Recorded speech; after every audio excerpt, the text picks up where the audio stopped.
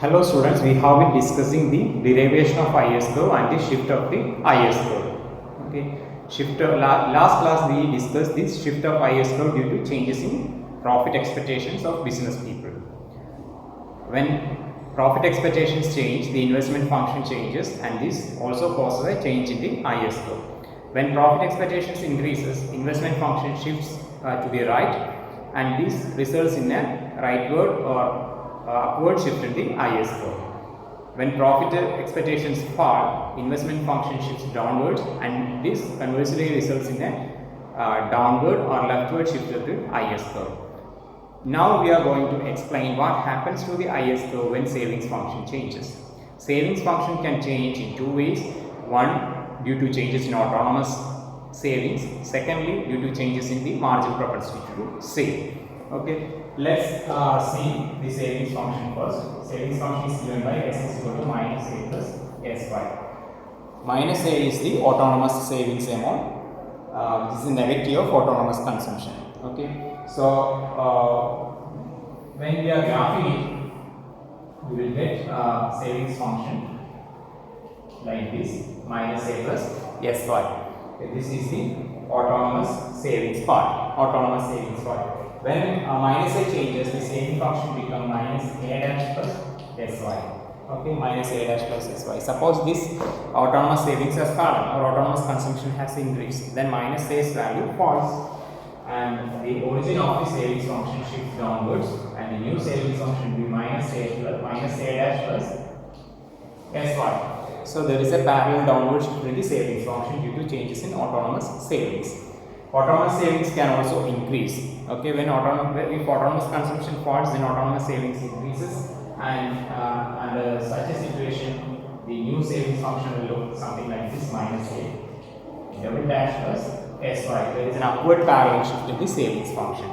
So we will be incorporating this change in the savings function in our traditional 4-quadrant diagram analysis, which derives the IS curve, and see what happens to the IS curve when there is such a change in the savings function. Okay, so let's move on to the 4th-quadrant diagram, which we use to derive the IS function. Okay, first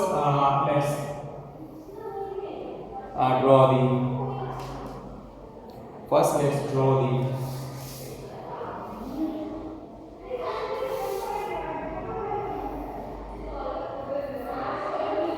savings function, quadrant which portrays the savings function. Here we have income on the x-axis and savings on the y-axis, and this is our savings function. This is our savings function minus a plus sy. Okay. In the second quadrant, we have the 45-degree line, which converts a certain level of savings into an equivalent amount of investment. So on the x-axis we have investment, and on the y-axis we have savings. Okay. Now in the third quadrant we have the investment function. Investment is assumed to be a negative function of interest rate, so we have a downward sloping curve which we name as I0, capital I0. Okay, and the fourth quadrant is for IS function. Fourth quadrant is for IS function.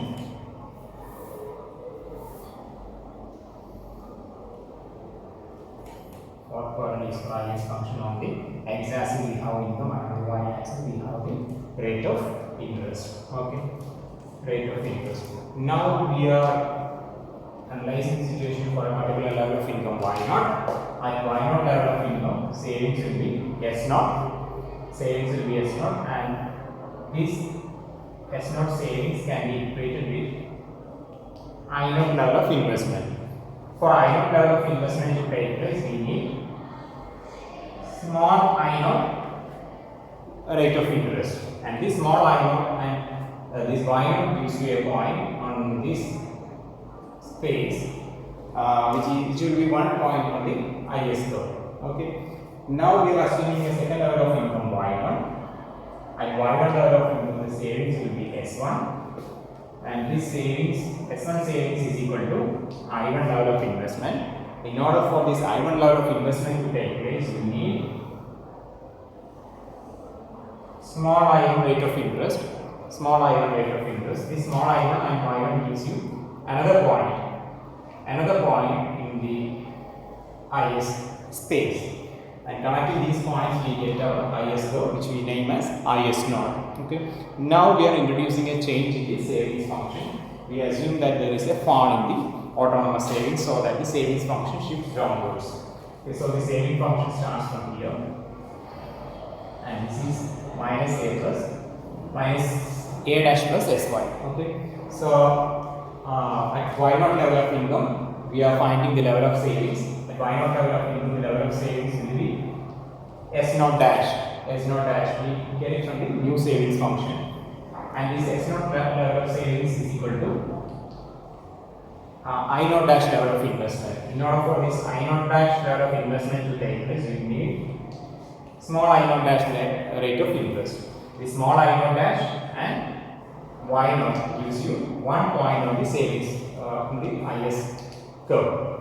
At Y1 level of income, the level of savings will be S1 dash. Level of savings will be S1 dash, and S1 dash level of savings and I1 dash level of investment are equal.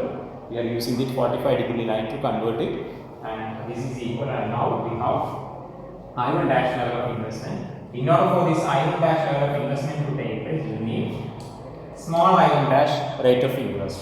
So we have small I1 dash and Y1, small I1 dash rate of interest and Y1 income combination. And this is another point on the new IS curve. So we have got 2 points on the new IS curve. We connect it and get the new IS curve, IS1. So here what has happened?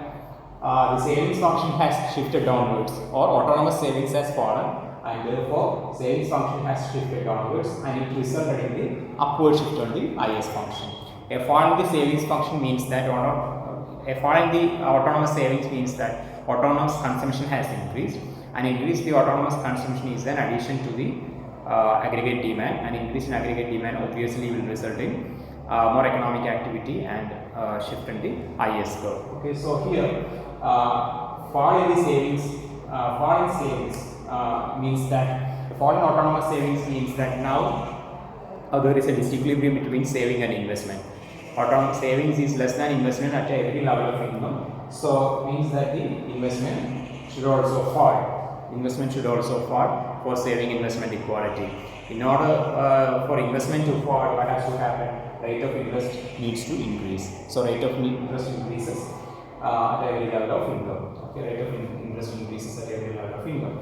So that is how the saving investment equality is re-established at a higher level of income. At a higher level, why income increases? There is a negative feedback as well as a positive feedback. There is a positive feedback resulting from an injection into the aggregate demand through increased autonomous consumption. A fall in autonomous savings means that autonomous consumption has increased, and this is the injection to the aggregate demand, and this results in a positive feedback effect on output. Aggregate demand increases output because income or output is demand determined in the Keynesian analysis. And what is the negative feedback effect? There is an increase in the interest rate. This interest rate will definitely reduce investment, and this will fall in investment is a has a negative feedback on the final output.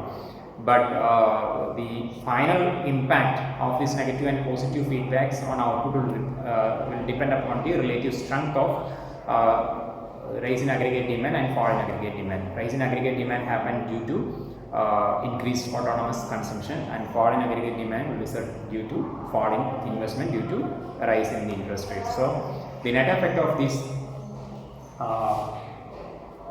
fall in investment and increase in consumption is the increase in the income to a small degree. So suppose the interest rate initially was R0. At R0 rate of interest, the equivalent level of income is Y0. At R0 rate of interest, the equivalent level of interest is Y0. In the new situation, that is, the new situation means that the new lower level of autonomous savings at the same R0 level of interest, income has expanded to Y1. So we have seen that the net effect has a positive, the net effect is positive on the output. The increase or fall, increase in autonomous consumption or fall in the autonomous savings as result in output expanding from y0 to y1 at the same rate of interest. Without interest changing, output has expanded. So this is the impact of a change in autonomous savings on IS curve. Okay, a fall in the autonomous savings has resulted in a rightward or upward shift in the IS curve. So hope it is clear to you.